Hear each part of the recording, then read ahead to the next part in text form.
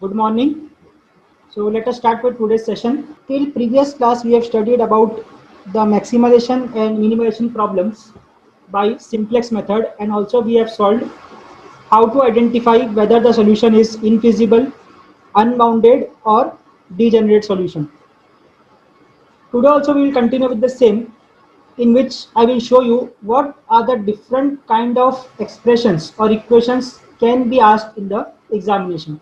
Till now we have seen only with less than equal to sign or greater than equal to sign, and also it was at every moment or in every problem it was mentioned that x1 x2 greater than or equal to 0.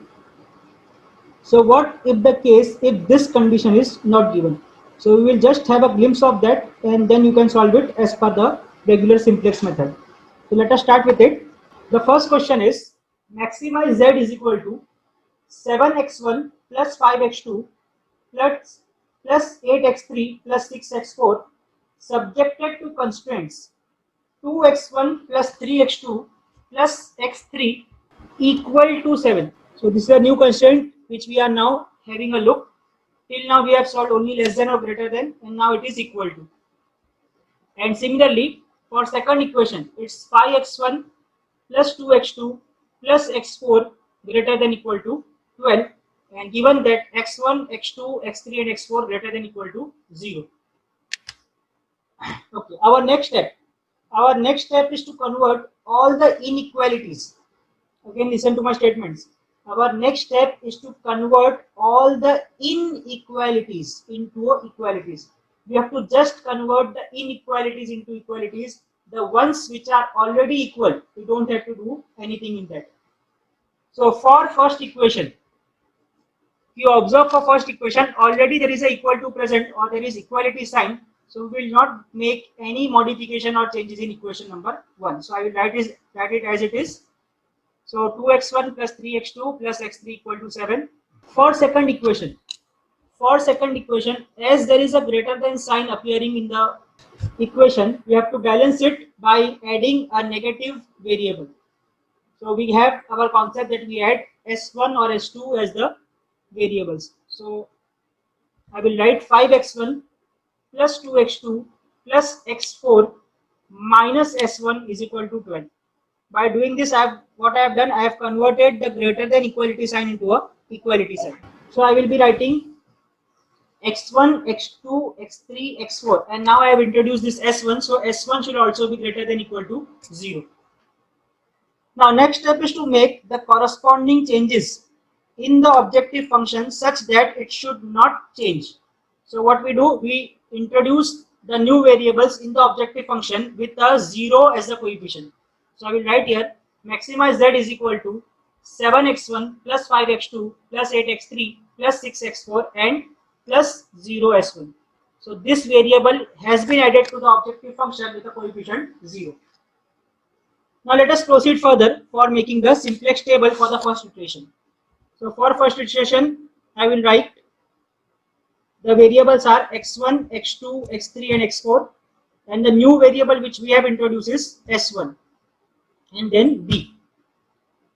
Next step is write the coefficients of these variables from the objective function. So it will be 7, 5, 8, 6 and 0.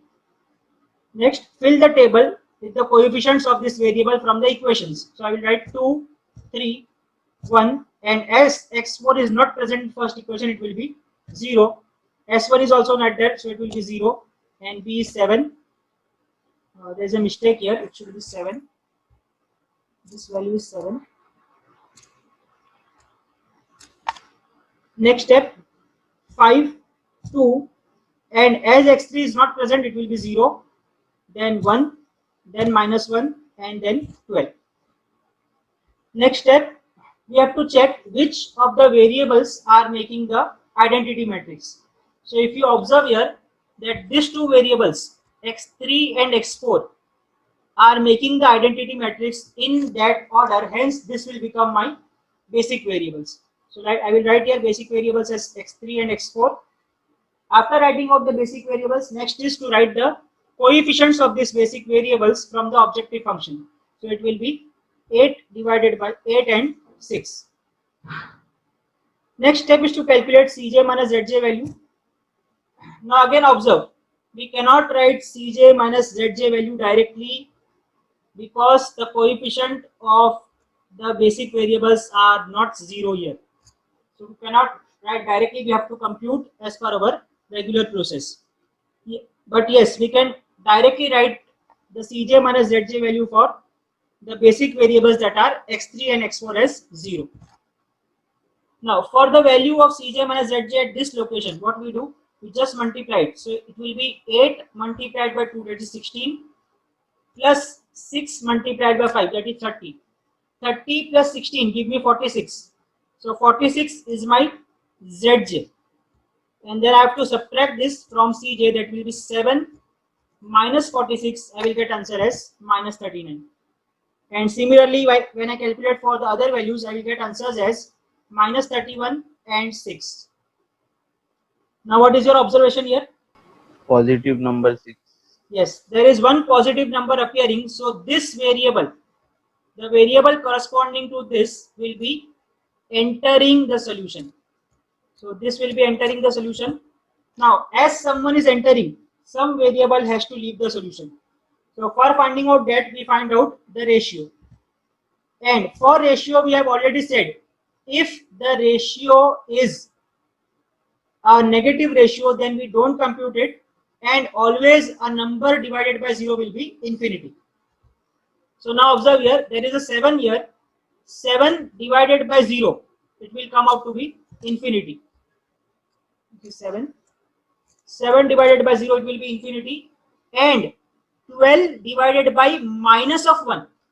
So as the ratio becomes negative, I will put a dash here. Now what is your observation? Unbounded solution. Unbounded. So this type of cases are known as unbounded solutions. So what I will do, I will end my solution here stating that the solution is unbounded. That's it.